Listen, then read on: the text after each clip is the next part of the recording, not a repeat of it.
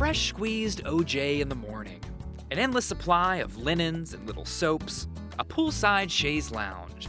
When guests go looking for the royal treatment, they check in to the Pink Palace.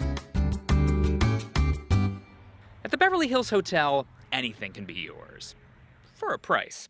$1,200 will buy you one night in this suite, a favorite of TV host Jimmy Fallon.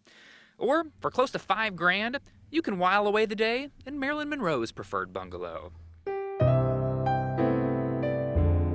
Not much comes cheap in the country's most famous zip code.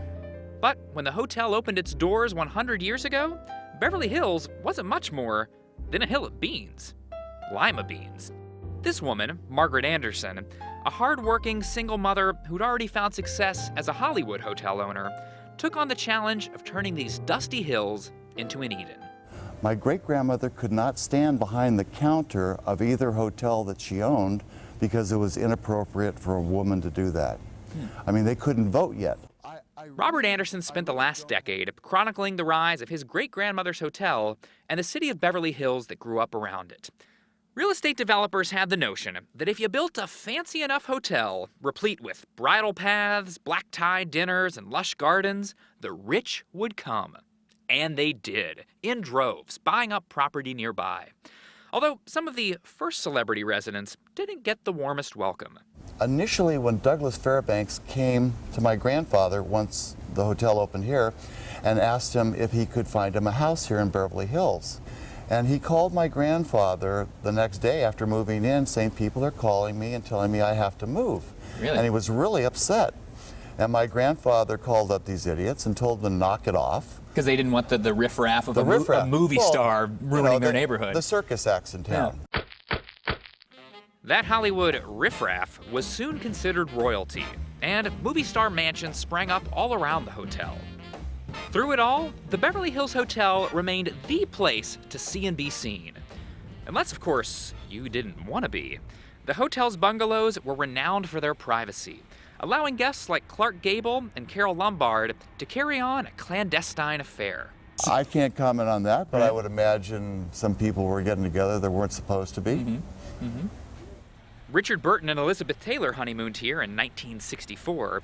In fact, Taylor spent 6 of her 8 honeymoons at the hotel.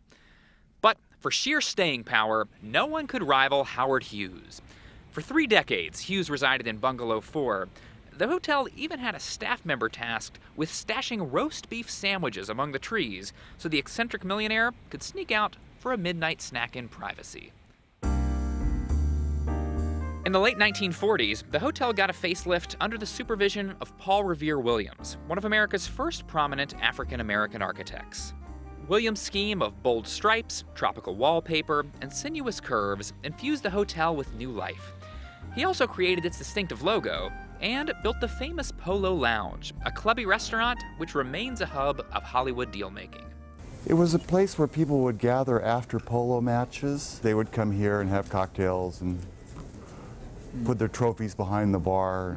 Maggie Smith and Michael Caine bellied up to the Polo's bar for their first taste of guacamole in Neil Simon's California Suite. What's that green slime you're eating? It looks like a dish out of Oliver Twist. I'm not sure. I think they ran the front lawn through a blender. The hotel's pool even took a star turn in 1957's Designing Woman.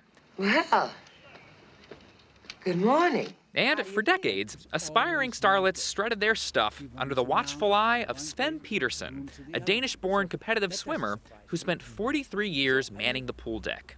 Raquel Welch was one of them, and she paraded around in a bikini. I always say, when people ask me who's the greatest body you ever seen, Raquel Welch was the greatest one. Welch's appearance at the Beverly Hills Hotel led to her appearance in 1 million years BC, and it's hard to disagree with Sven's opinion. The Anderson family sold the hotel in 1928, just before the Great Depression, and it's gone through several owners since. Today, the Pink Palace really is fit for royalty. It's owned by the Sultan of Brunei. And just to make things even more exclusive, during a 1990s renovation, the Sultan reduced the number of suites and rooms from 250 to fewer than 200. Most of the extra square footage went to bathrooms and closets that rival Manhattan apartments in size. And so, while you won't see Marilyn or Douglas or Howard lingering over a cocktail in the Polo Lounge, take heart. Those 100 years of history are still tucked away behind the palms, ready to be rediscovered by anyone prepared to pick up the tab.